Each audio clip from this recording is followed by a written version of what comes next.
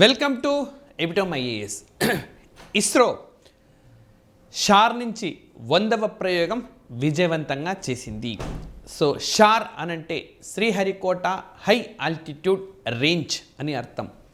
So అక్కడి నుంచి చేపట్టిన ఈ ప్రయోగం అన్నది మనకు విజయవంతమైంది. సో ఈ నేపథ్యంలో ఇస్రో చరిత్రలో కొన్ని మైలురాళ్లను కూడా మనం ఈ పర్టికులర్ సెషన్లో చూద్దాము. సో ఇస్రో షార్ నుంచి తన 100వ ప్రయోగాన్ని చేపట్టింది. ఇందుకు గాను వినియోగించిన వాహక నౌక లేదా రాకెట్ ఏది అనంటే GSLV F-15 అనే వాహక నౌకను వినియోగించింది. సో ఈ ప్రయోగం మనకు జనవరి 29న నిర్వహించినారు.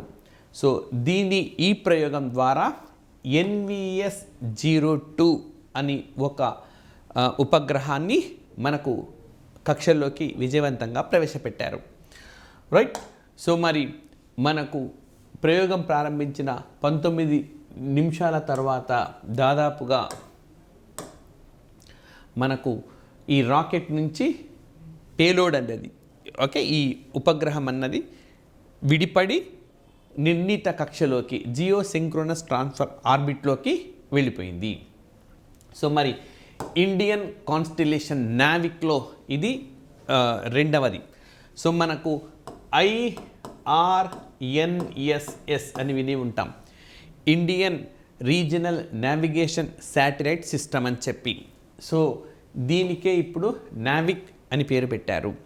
సో ఇప్పటి వరకు మనకు GPS పైన మనం ఆధారపడి ఉన్నాం. Global positioning system. సో అమెరికాకు సంబంధించిన వ్యవస్థ అంటే అనేక ఉపగ్రహాలను ఒక కాన్స్టలేషన్ ఒక సమూహంగా ఇది ఉంటుంది. సో ఈ సమూహం ఈ గ్లోబల్ పొజిషనింగ్ సిస్టమ్ అన్నది మనకు రైట్ ఈ సమూహం ఎప్పటికప్పుడు జల్లెడ పడుతూ అంటే రిమోట్ సెన్సింగ్ చేస్తూ సమాచారాన్ని అందిస్తుంది. సో ఈవెన్ ఈరోజు కూడా భారతదేశం ఈ వ్యవస్థని పూర్తి వినియోగించుకుంటుంది. ఇంకా మనకు IRNSS పూర్తి స్థాయిలో అందుబాటులోకి రాలేదు. సో నిజం చెప్పాలి అని అంటే మనకు రైట్. సో రఫ్గా నేను డ్రా చేస్తున్నాను. ఇండియా అన్నది. సో మనకు ఇక్కడ కొన్ని అర్థం చేసుకోవాల్సిన అంశాలు అయితే ఉన్నాయి. నిజం చెప్పాలి అని అంటే కార్గిల్ యుద్ధం జరిగింది. సో ఈ కార్గిల్ యుద్ధం జరిగిన సందర్భంలో అండ్ పాకిస్తాన్ వైపుకు సంబంధించిన కొంత సమాచారాన్ని భారతదేశం కోరింది, కానీ అమెరికా ఇచ్చేందుకు నిరాకరించింది. సో అక్కడ మన శాటిలైట్ వ్యవస్థ లేకపోవడం వల్ల మనకు ఆ సమాచారం అందలేదు. సో భారత్ ఇలా ఇతర దేశాలను సాంకేతిక అంశాలపైన ఆధారపడరాదని చెప్పి నిర్ణయించి సొంతంగా ఒక వ్యవస్థ ఉండాలని చెప్పి నిర్ణయించి దీనికి శ్రీకారం చుట్టింది. సుమారుగా 7 ఉపగ్రహాలు ఈ కాన్స్టిలేషన్లో మనకు భాగంగా ఉంటాయి. సో మరి కేవలం భారతదేశం మాత్రమే కాకుండా భారతదేశం సరిహద్దు నుంచి దాదాపుగా 1500 కిలోమీటర్ల మేరకు ఈ సెన్సింగ్ అనేది రిమోట్ సెన్సింగ్ అనేది అందుబాటులోకి వస్తుంది. ఇది పూర్తి స్థాయిలో మనకు రూపొందించిన తర్వాత. అంతేకాదు రైట్ మనకు ఈ చైనా దేశం బెయిడు అనే పేరుతోటి ఈ తరహా వ్యవస్థను కలిగి ఉన్నది. ఈవెన్ రష్యా కలిగి ఉంది. అదేవిధంగా యూరోపియన్ యూనియన్ కూడా ఈ తరహా వ్యవస్థను అభివృద్ధి చేసుకుంది. సో భారత్ సొంతంగా ఈ తరహా వ్యవస్థను అభివృద్ధి చేసుకుంటూ ఉంటుంది. మరి మనకు ఈ NVS-02ను బెంగళూరు కేంద్రంగా పనిచేసే UR రావ్ శాటిలైట్ సెంటర్ రూపొందించింది. దీని బరువు 2250 కేజీల మేర ఉంటుంది. యాక్చువల్గా మనకు ఇటీవలి కాలంలో శాటిలైట్స్కు సంబంధించిన బరువును కూడా ఎగ్జామినేషన్స్లో అడుగుతూ ఉన్నారు. సో ఈ నేపథ్యంలో మనం దీన్ని దయచేసి గుర్తుపెట్టుకోవడానికి ప్రయత్నం చేయండి. రైట్. అండ్ నెక్స్ట్ ఇష్యూకి వెళ్దాము. Navigation with Indian constellation. So ఇంతకుముందు మీకు చెప్పిన IRNSS Indian regional navigation satellite సిస్టమ్కు కొత్తగా పెట్టిన పేరే నావిగేషన్ విత్ ఇండియన్ కాన్స్టిలేషన్. దీన్ని ఇస్రో డెవలప్ చేసింది. సో ఆల్రెడీ చెప్పినా నేను మీకు సరిహద్దు నుంచి సుమారుగా 1500 కిలోమీటర్ల వరకు ఈ రిమోట్ సెన్సింగ్ సమాచారాన్ని మనకు అందిస్తుంది. ఇంకా ఇట్లా యుద్ధాలు అనేవి జరగకూడదు. ఇన్ కేస్ మన శత్రు దేశాలు లేదా మన పక్కనున్న దేశాలు దురాక్రమణ చేసేందుకు ప్రయత్నించిన, భారత్లో ఇబ్బందికరమైన పరిస్థితులు సృష్టించేందుకు ప్రయత్నించిన, మనం మరొక దేశం పైన ఆధారపడకుండా సమాచారాన్ని నిర్విరామంగా సేకరించుకునేందుకు అవకాశం ఉంటుంది. సో మరి ఇస్రో మైలురాళ్ళు గాన చూస్తే మొట్టమొదటిసారిగా మనకు ఇంకోస్పార్ అని ఏర్పాటైంది, right, Indian national committee for space research అని చెప్పి ఇది మనకు ప్రారంభమైంది. సో అప్పటి ప్రధానమంత్రి నెహ్రూ ఈ కమిటీని ఏర్పాటు చేశారు, ఎంత మేరకు భారతదేశం అంతరిక్ష పరిశోధన చేయగలదు అని గుర్తించేందుకు.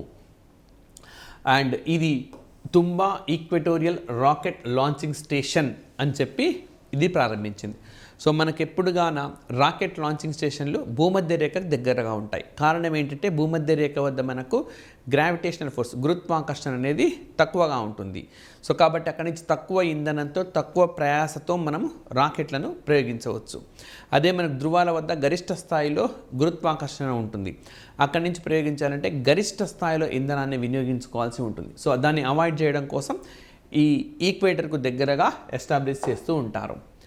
మరి 1963లో భారతదేశం మొట్టమొదటిసారిగా సౌండింగ్ రాకెట్ను ప్రయోగించింది. సో ఇప్పుడు 100వ మిషన్ షార్ నుంచి 100వ ఉపగ్రహాన్ని విజయవంతంగా ప్రయోగించిన నేపథ్యంలో ల్యాండ్ మార్క్స్ నుంచి మనకు క్వశ్చన్స్ అడిగే అవకాశం ఉంది.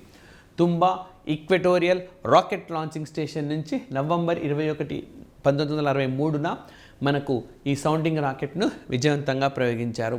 సో నవంబర్ 21 అనేది వరల్డ్ ఫిలసాఫికల్ డే. సో ప్రపంచంలో మనకు తత్వానికి సంబంధించిన రోజుగా చెప్పుకోవచ్చు.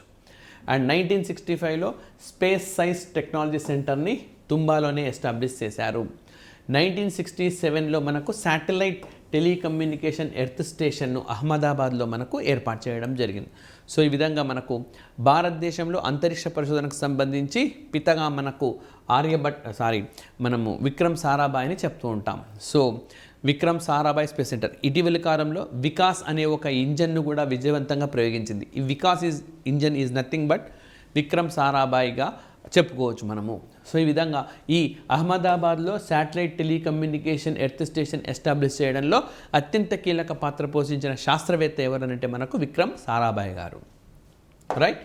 అండ్ నెక్స్ట్ వచ్చేసి మనకు 1969. సో ఈ సంవత్సరం మనకు ఆగస్ట్ 15th నాడు ఈ ఇంకోస్పారే మనకు ఇస్రోగా మారింది, Indian space research organisation. So మరి ఇక్కడ ఒక చిన్న పాయింట్ గుర్తుపెట్టుకోండి, ఇస్రో ఏర్పాటైనప్పుడు ఇది అటామిక్ ఎనర్జీ దాని పరిధిలో పనిచేసింది. సో అణుశక్తి విభాగం పరిధిలో ఇది పనిచేసింది, రైట్. మరి 1972కు వచ్చేసరికి ఈ space commission and department of స్పేస్ని ఎస్టాబ్లిష్ చేశారు జూన్ 1, 1972న. సో ఇదే సంవత్సరం మనకు పాకిస్తాన్తో యుద్ధం కూడా జరిగింది. సో ఇస్రోని డిపార్ట్మెంట్ ఆఫ్ అటామిక్ ఎనర్జీ పరిధి నుంచి తప్పించి ఈ డిఓఎస్ డిపార్ట్మెంట్ ఆఫ్ స్పేస్ పరిధిలోకి తీసుకొని వచ్చినారు. సో చాలా ఇంపార్టెంట్. సో అక్కడ మనకేమంటారు ఎగ్జామినేషన్ క్వశ్చన్, ఇస్రో 1969 ఆగస్ట్ 15న ఏర్పాటు అయినప్పుడు ఇది ఏ డిపార్ట్మెంట్ లేదా ఏ శాఖ పరిధిలో ఉండింది అని అడుగుతాడు. Atomic energy. సో ఇప్పుడేమో డిపార్ట్మెంట్ ఆఫ్ స్పేస్. మరి 1975 ఒక పెద్ద ల్యాండ్ మార్క్ ఇయర్గా చెప్పుకోవచ్చు. ఇస్రో తన మొట్టమొదటి ఉపగ్రహమైన ఆర్యభట్టాను లాంచ్ చేసింది ఏప్రిల్ 19th, 1975న. సో చాలా ఇంపార్టెంట్ డేట్, కంపల్సరీగా గుర్తుపెట్టుకోవాలి. ఇస్రో తన మొట్టమొదటి ఉపగ్రహం ఆర్యభట్ట దీన్ని లాంచ్ చేసింది ఏప్రిల్ 19th, 1975న. అండ్ 1979లో మనకు భాస్కర-1. సో ఇది ఒక ప్రయోగాత్మకమైన satellite earth observation. So Bhaskara అనే భారతదేశంలో ఒక గొప్ప గణిత శాస్త్రవేత్త భారత చరిత్రలో. మరి ఆయన పేరు మీదుగా భూ పరిశీలన కోసం ప్రయోగించిన చేపట్టిన ప్రయోగం ఇది జూన్ 7th, 1979 చేసినారు.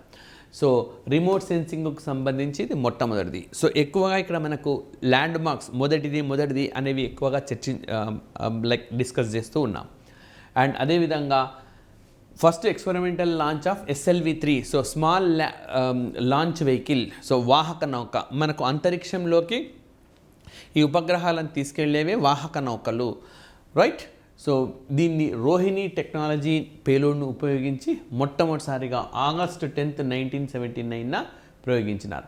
అయితే ఇది పూర్తి స్థాయిలో విజయవంతం కాలేదు. సో నిర్దేశించుకున్న కక్షలో దీన్ని ప్రవేశపెట్టలేదు.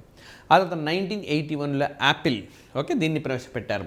సో ఇది జియో స్టేషనరీ కమ్యూనికేషన్ శాటిలైట్, అంటే భూమి పరంగా స్థిరంగా ఉండే ఒక కమ్యూనికేషన్ శాటిలైట్ అన్నమాట. దీన్ని జూన్ 19, 1981 విజయవంతంగా ఓకే ప్రవేశపెట్టగలిగారు యాపిల్ అని చెప్పి, రైట్. అండ్ అదేవిధంగా 1988లో భారతదేశంలో మొట్టమొదటిసారిగా రిమోట్ సెన్సింగ్ శాటిలైట్ ఆపరేషనల్ అన్నమాట. First operation Indian remote satellite IRS-1A, అంటే IRS అంటేనే ఇండియన్ రిమోట్ సెన్సింగ్. దీన్ని మార్చ్ 17, 1988న విజయవంతంగా కక్షలోకి ప్రవేశపెట్టాం. అండ్ 1992 సో ఇందులో మనకు కమ్యూనికేషన్ శాటిలైట్, ఇక్కడేమో రిమోట్ సెన్సింగ్ అంటే వ్యవసాయ రంగానికి అదేవిధంగా వనరుల సద్వినియోగానికి సంబంధించింది రిమోట్ సెన్సింగ్.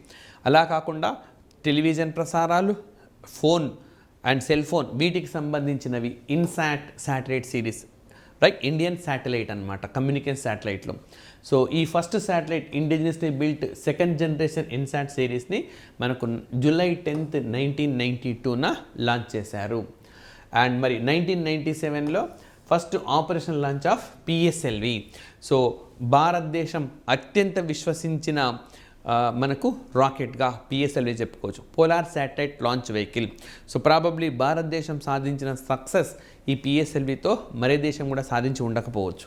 ఈ విధంగా పోలార్ శాటిలైట్ లాంచ్ వెహికల్ను ప్రయోగించినారు. IRS-1D ఓకే అనే ఇండియన్ రిమోట్ సెన్సింగ్ 1Dని దీని ద్వారా కక్షలోకి ప్రవేశపెట్టారు. అండ్ 2001లో మనకు GSLV okay geosynchronous launch vehicle అనమాట. అయితే ఇది ప్రారంభంలో అనేక సందర్భాల్లో వైఫల్యాలను చవి చూసినాము, అయినప్పటికీ పట్టుదలతో ఓకే దీన్ని విజయవంతం చేశాం. ఇప్పుడు కూడా 100వ ప్రయోగం జనవరి 29వ తేదీన ఇస్రో చేపట్టిన షార్ నుంచి చేపట్టిన 100వ ప్రయోగం ఇది కూడా GSLVని వినియోగించుకున్నదే. సో ఇది కూడా విజయవంతమైంది. ఓకే GSLV-D1 దీన్ని ఉపయోగించి GSAT-1ని శ్రీహరికోట నుంచి ఏప్రిల్ 18, 2001 మనం ప్రయోగించినాం. సో 2004లో GSLV-F01 రైట్. సో ఇప్పుడు ఇది ఓకే మనకు దీన్ని ఉపయోగించి ఎడ్యుసాట్ విద్యారంగానికి ఎక్స్క్లూజివ్గా like for example online classes conduct, అప్పుడంటే ఆన్లైన్ లేదు కదా, టీవీ ద్వారా ఆ ఛానల్స్కు ఇప్పుడు డాక్టర్ బిఆర్ అంబేద్కర్ ఓపెన్ యూనివర్సిటీకి ఇగ్నోకు కొంత టైం కేటాయించడం, ఈ ఎడ్యుసాట్ అనే శాటిలైట్ ద్వారా యూనివర్సిటీలు కూడా తమ క్లాసెస్ నిర్వహించుకోవడం కోసం దీన్ని సెప్టెంబర్ 20, 2004 నాడు శ్రీహరికోట నుంచి విజయవంతంగా ప్రయోగించినారు. అండ్ నెక్స్ట్ ఇవి కాకుండా మనకు ప్రత్యేకమైన మిషన్స్గా చూస్తే మంగళయాన్. సో ఇది మార్స్ ఆర్బిటార్ మిషన్ అన్నమాట. సో భారతదేశం మనకు ఓకే మార్స్ పైకి ఈ ప్రయోగాన్ని విజయవంతంగా చేసింది. సో ఈ గ్రహం పైన మొదటి మిషన్లోనే భారత్ విజయం సాధించింది. సో మార్స్ లేదా మంగళయాన్ పైకి మొదటి ప్రయోగంలోనే విజయవంతమైన ప్రపంచపు మొట్టమొదటి దేశంగా ఒక సరికొత్త రికార్డును కూడా భారత్ క్రియేట్ చేసింది. సో నవంబర్ 5, 2013న చేపట్టిన ఈ ప్రయోగం విజయవంతమైందన్నమాట. ఈ విధంగా తొలిసారిగా ఇతర గ్రహానికి వెళ్ళిందని చెప్పుకోవచ్చు, రైట్. సో నెక్స్ట్ 2028లో శుక్రయాన్ కూడా భారత్ ప్లాన్ చేసింది, అంటే మరొక గ్రహానికి కూడా వెళ్తుంది.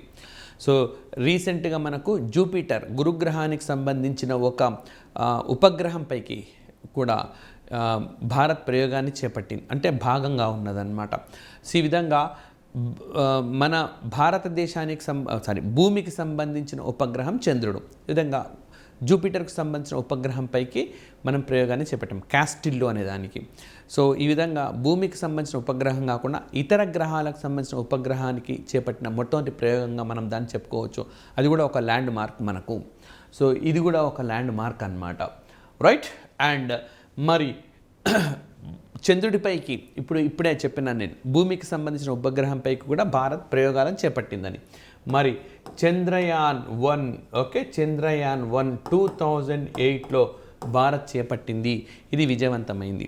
సో ఇది వెళ్ళిన సంవత్సరం తర్వాత మనకు చంద్రుడిపై నీటి జాడను కూడా గుర్తించింది. ఈ చంద్రయాన్ ద్వారా చంద్రుడిపై నీటి జాడను గుర్తించినట్టుగా నాసానే ధృవీకరించింది మొట్టమొదటిసారిగా. ఆ తర్వాత 2019లో మనకు చంద్రయాన్-2 ప్రయోగాన్ని చేపట్టాం. సో పాక్షిక విజయం మాత్రమే ఈ రెండో సందర్భంలో మాత్రం మనం సాధించగలిగినాం. ఆ తర్వాత 2023 జూలై 14వ తేదీన మూడవసారి భారతదేశం చంద్రయాన్ ప్రయోగాన్ని చేపట్టింది. సో ఇది విజయవంతమైంది. మొట్టమొదటిసారిగా చంద్రుడి దక్షిణార్ధగోళానికి ఒక మిషన్ను చేపట్టిన తొలి దేశంగా భారత్ ఒక చరిత్రను సృష్టించింది. జూలై 14న చేపట్టిన ఈ ప్రయోగంలో మరి మనకు 41 రోజుల పాటు ఈ రాకెట్ ప్రయాణించి ఆగస్టు 23వ తేదీన చంద్రుడి దక్షిణార్ధగోళం పైన కాలు మోపింది. అండ్ అదేవిధంగా చంద్రయాన్ 4 కూడా ఇప్పటికే మనకు కేంద్ర కేబినెట్ ఆమోదం తెలిపింది. సుమారుగా 2104 కోట్లు 2104 crore కూడా మంజూరు చేసింది చంద్రయాన్ 4కి, రైట్. అండ్ అంతేకాదు ఈ చంద్రయాన్ 4 మనకు చంద్రయాన్ 4తో పాటు రైట్ రీసెంట్గా జపాన్ దేశంతో కలిసి లుపెక్స్ అనే ఒక ఒప్పందం కూడా చేసుకుంది. లూనార్ పోలార్ ఎక్స్ప్లోరేషన్ అంటే చంద్రుడిపై ధృవాల వద్ద అన్వేషణ కోసం జపాన్తో కలిపి ఒక ప్రయోగాన్ని చేపట్టనున్నది. అండ్ ఎక్కడైతే చంద్రయాన్ 3 మనకు విజయవంతంగా దక్షిణార్ధగోళంలో కాలు మోపిందో ఆ డేట్ 23 ఆగస్ట్, ఆ రోజుని భారతదేశంలో నేషనల్ స్పేస్ డేగా నిర్వహిస్తారు. అంతేకాదు అక్కడ కాలు మోపిన పాయింట్ పేరు మనకు శివశక్తి అని పేరు పెట్టారు. మరి ఇతర గ్రహాలపైన కానీ అంతరిక్షానికి సంబంధించి పేరు పెట్టే అధికారం ఇంటర్నేషనల్ ఆస్ట్రోనామికల్ యూనియన్కు ఉన్నది. ఇది ఫ్రాన్స్లోని ప్యారిస్ కేంద్రంగా పనిచేస్తూ ఉంటుంది. ఈ ఇంటర్నేషనల్ ఆస్ట్రోనామికల్ యూనియన్ అన్నది మరి ఈ శివశక్తి పాయింట్ అనే పేరును ఆమోదించింది, అంగీకరించింది, రైట్. సో ఈ విధంగా మనకు చంద్రయాన్లు అన్ని విజయవంతమైన చంద్రయాన్ 4ని కూడా విజయవంతం చేశారు. అంతేకాదు భారతదేశంలో మరి ఇటీవల 3వ లాంచ్ స్టేషన్ను కూడా దీన్ని కూడా కేంద్ర కేబినెట్ ఆమోదం అనేది తెలిపింది. మరి రీయూజబుల్ లాంచ్ వెహికల్స్ అంటే పునర్వినియోగ వాహక నౌకలను వినియోగించుకోవడానికి అనువుగా మనకు ఇది ఉపయోగపడనుంది. పునర్వినియోగ వాహక నౌకలు రీయూజబుల్ లాంచ్ వెహికల్స్ అన్నమాట. అవి మనకు ఈ 3rd లాంచ్ ప్యాడ్ ద్వారా ప్రయోగించవచ్చు. సో ఇప్పటికే పుష్పక్ అనే పేరుతోటి విజయవంతంగా ప్రయోగం కూడా జరిగింది. అదేవిధంగా భారతదేశానికి సంబంధించిన ఒక ప్రైవేట్ అంతరిక్ష పరిశోధన సంస్థ కూడా రుమి-1 పేరుతోటి ఇప్పటికే ఒక పునర్వినియోగ వాహక నౌకను వినియోగించుకున్నది. సో ఇవి మాత్రమే కాకుండా మనం ఆదిత్య అనే ప్రయోగాన్ని కూడా చేపట్టాం. ఆదిత్య L1 అని చెప్పి, L1 అంటే లాగ్రేంజ్ పాయింట్ అన్నమాట. సో సూర్యుడికి భూమికి మధ్య ఆకర్షణ శక్తి తటస్థమయ్యే ప్రదేశం వద్ద ఇప్పటికే ఆదిత్య L1ను విజయవంతంగా భారత్ ప్రయోగించింది. విధంగా అంతరిక్ష పరిశోధనకు సంబంధించి భారత్ ఎన్నో మైలురాళ్లను అందుకున్నది. అదేవిధంగా మనకు రైట్ మరొక ముఖ్యమైనది స్పాడెక్స్ అన్నమాట. ఇంకోటి కూడా చెప్పినాం కదా, శుక్రయాన్ను 2028లో చేపట్టనుంది. అంతేకాకుండా భారత్ అతి త్వరలో అంటే 2028లో ఇంటర్నేషనల్ స్పేస్ స్టేషన్ను లాంచ్ చేయబోతున్నది, అంతర్జాతీయ స్పేస్ స్టేషన్. మరి ఈ అంతర్జాతీయ స్పేస్ స్టేషన్ మనం ప్రయోగించాలి అని అంటే ఉపగ్రహాలను అంతరిక్షంలో కలపడం, విడదీయడం ఈ పరిజ్ఞానం కావాలి. దీన్ని స్పాడెక్స్ అని అంటారు. మరి దీన్ని కూడా భారత్ విజయవంతం చేసింది. దీన్ని డాకింగ్ అని చెప్పి చెప్తూ ఉంటారు. సో మరి ఈ పరిజ్ఞానం కలిగిన దేశాలు చూస్తే కనుక అమెరికా, రష్యా, చైనా తర్వాత ఆ గొప్ప పరిజ్ఞానాన్ని అందుకున్న దేశం భారత్. సో 2 శాటిలైట్లను SDX-01, SDX-02లను ఇది నిజానికి లాస్ట్ ఇయర్ 2024 డిసెంబర్ 30న చేపట్టిన ఈ ప్రయోగం విజయవంతమైంది. దీన్ని సాధించిన 4వ దేశంగా భారత్ మనకు నిలిచిందని చెప్పి చెప్పుకోవచ్చు. ఈ విధంగా అంతరిక్షానికి సంబంధించి అనేక ఈ మోస్ట్ ఇంపార్టెంట్ మైలురాళ్లను ఈ సెషన్లో మీకు ఎపిటోమ్ IAS అందించింది. సో దయచేసి వీడియోను లైక్ చేయండి, షేర్ చేయండి, సబ్స్క్రైబ్ చేసుకుంటే సబ్స్క్రైబ్ చేసుకోండి. Thank you very much.